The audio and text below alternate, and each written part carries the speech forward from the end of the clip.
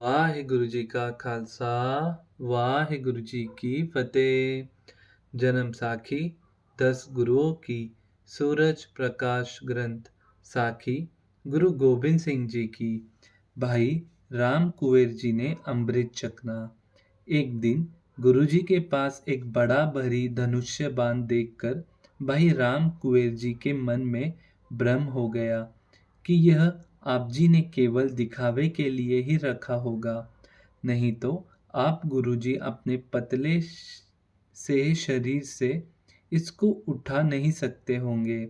अंतर्यामी गुरुजी ने भाई जी का इस शंका को निवृत्त करने के लिए एक दिन हाथी के ऊपर चढ़ते समय भाई जी के कंधे पर हाथ रखकर जब पैर उठाया तो भाई जी को यूं लगा कि उनके ऊपर त्रिलोकी का भार पड़ गया है। आप जी के पैर थिड़कने लगे। इतनी देर में गुरुजी ने जब दूसरा पैर उठाकर हौद में बैठ गए तो भाई जी ने सुखी की सांस ली सुख की सांस ली। बाद में गुरुजी ने भाई जी को भी अपने साथ ही हौदे में बैठा लिया तथा रास्ते में कहा कि तुम्हारे जैसे सिक्की के थम्मी ही डोल गए तो फिर औरों की क्या बात है। भाई जी ने आंखें नीचे करके कहा कि महाराज, तुम्हारी माया प्रबल है, जिसने ब्रह्म जैसे देवते भी भ्रमा दिए, उसके आगे मैं कौन हूँ। फिर एक दिन समय के साथ भाई जी ने प्रार्थना की कि सच्चे पातशाह मुझे भी अमृत चख कर अपने निज स्वरूप में मिला लो।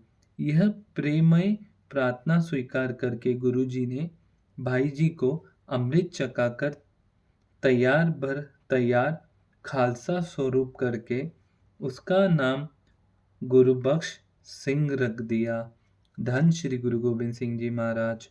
भाई योगा सिंह की वार्ता।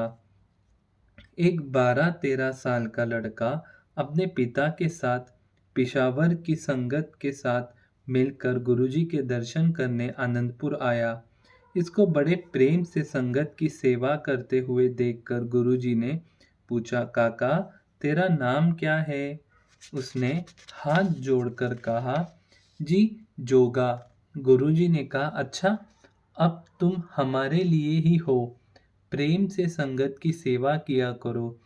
जब जोगे को कुछ साल सेवा करते बीत गए तो जोगे का पिता पेशावर से आया तथा वह जोगे की शादी करने के लिए गुरुजी से आज्ञा लेकर उसको अपने साथ पेशावर ले गया।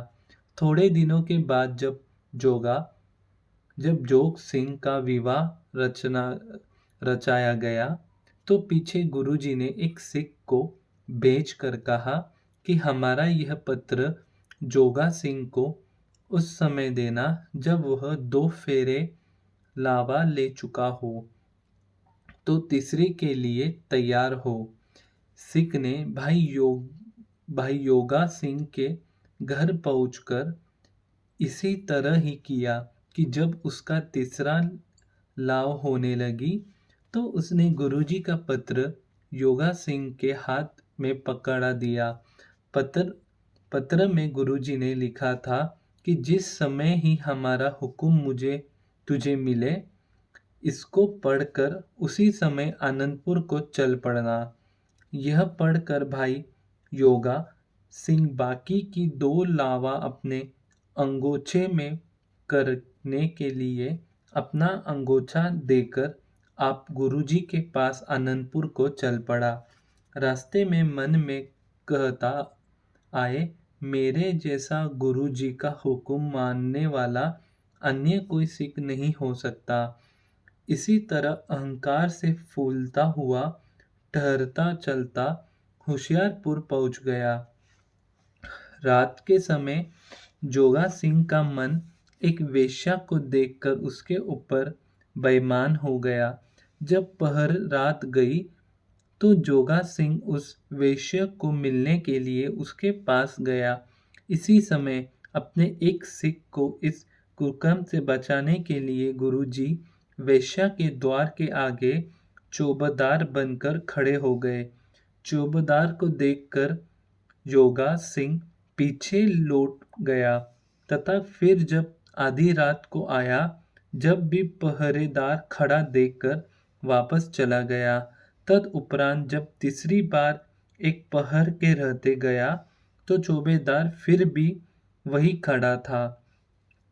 उसने योगा सिंह को कहा, गुरु के सिखा, इस नरक की सीढ़ी के ऊपर चढ़ने का बार बार कथन क्यों करता है? जाओ, स्नान करके मन को शांत करो तथा मालिक के नाम में जुड़ जाओ। यह वचन सुनकर जोगा सिंह